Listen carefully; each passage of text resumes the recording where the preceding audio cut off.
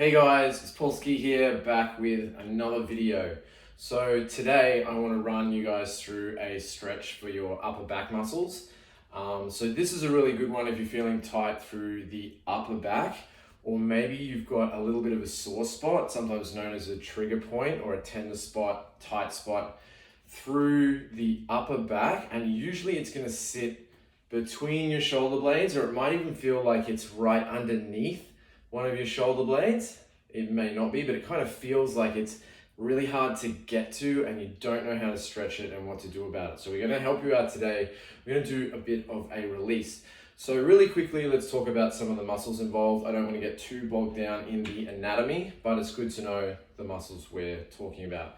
So primarily today, the muscles we're talking about are going to be your trapezius muscles, specifically your mid and lower trapezius muscles. Then underneath those, we've got your rhomboid muscles, your rhomboid major, rhomboid minor, and even under that, we've got your posterior serratus muscles. There's a couple other little muscles around there, but those are the main ones that we're concerned with today.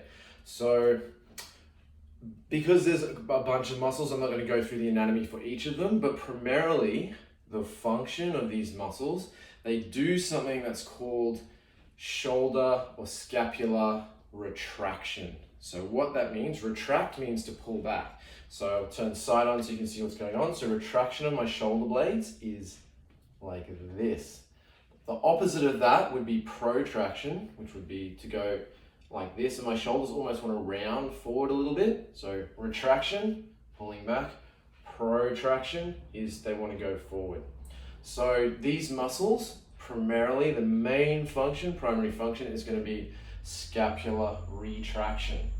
So I'm going to talk about how to release and stretch these today. So really easy stretch to do. All you're going to need for the setup is a wall. Even better if you have a doorway. And if you have a doorway, you can do even a bit more of a release. And so hang around to the end of the video. There's a bit of a bonus section. There's a stretch, but there's also a release as well involved. There's a bit of a trigger point release that you can do. You really need a doorway for that one. But I've got the wall here today, which is more than enough to show you the stretch.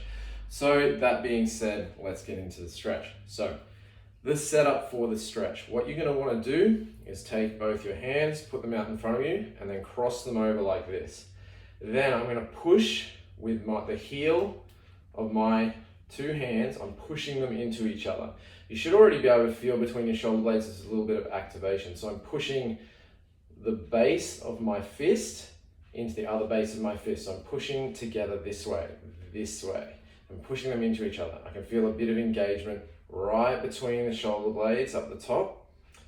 Then what I'm going to do, and I'll show you side on what I'm going to do next, because retraction is what these muscles do, we're going to take them into the opposite movement or the opposite range, which is protraction. So I'm actually going to round my shoulders forward, and then you should already be feeling a little bit of a stretch, a little bit more of a stretch through the shoulder blades and through the upper back, especially from the spine to the edge of the shoulder blades. That's where we're really targeting today. Should feel a bit of a stretch.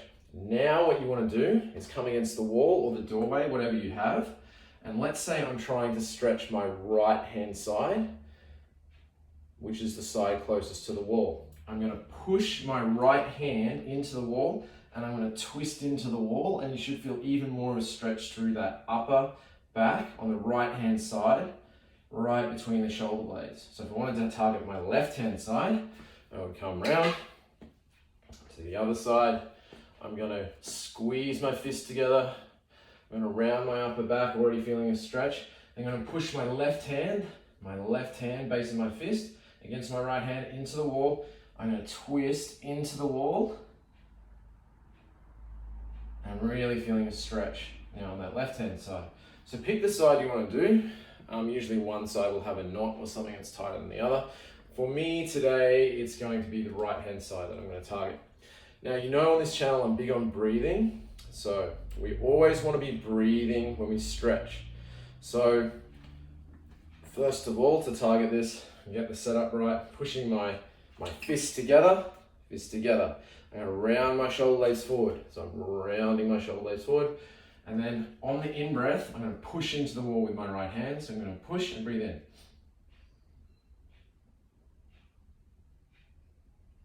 breathe out. I'm going to take it a bit further, stop pushing. Should be able to rotate a little bit further into the wall. Then I'm going to go again. Fists together, pushing my right hand into the wall and twisting away. Breathe in. Breathe out, stop pushing my right hand, let it go. Can push a little bit further. I'll do one more. Breathe in and push with my right hand into that wall.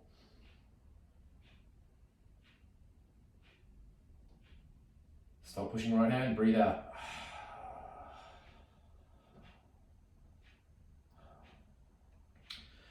Okay, so that's my right hand side done. I feel a lot looser all through that right hand side between the shoulder blade and my spine. It's really feeling lengthened out.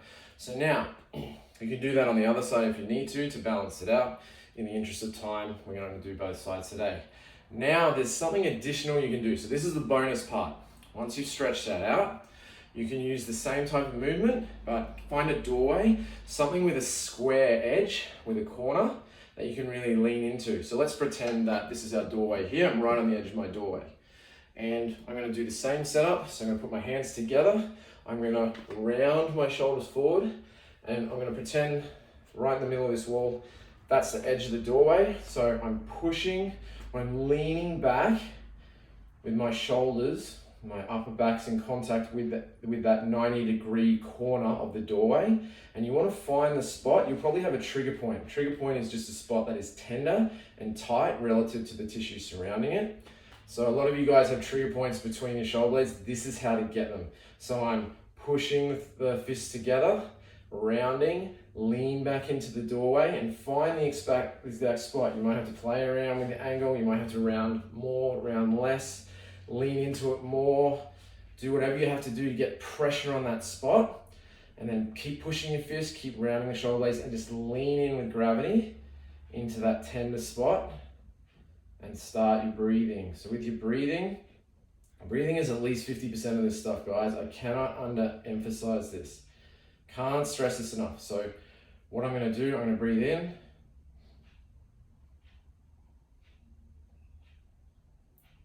And then breathe out.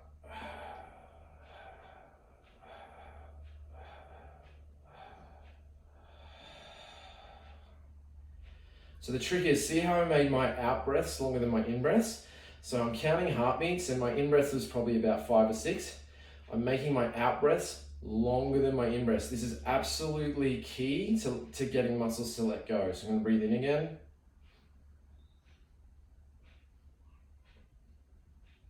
So it's 5 heartbeats in and out.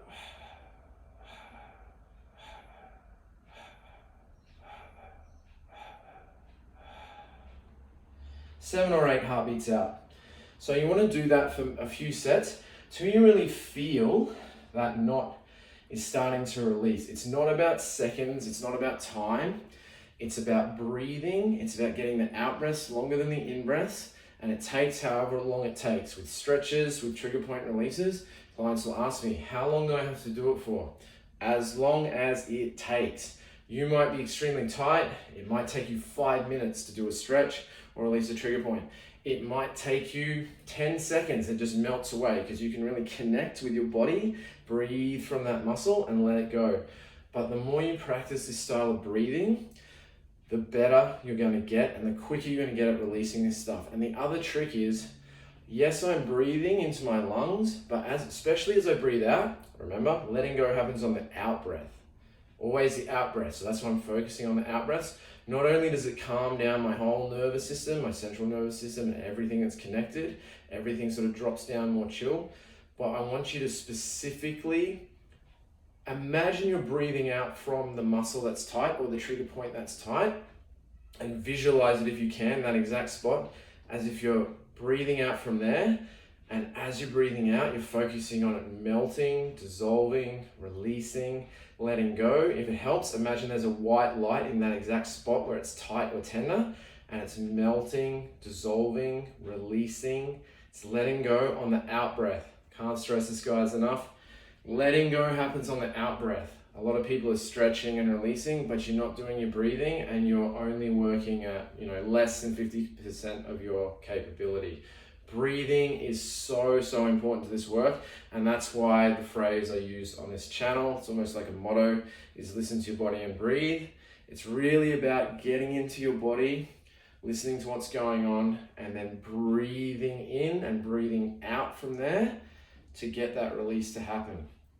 So more than 50% of the job is your breathing. A lot of people don't want to believe or can't believe something as simple as breathing can affect your whole physiology. It's absolutely massive, the effect that breathing can have.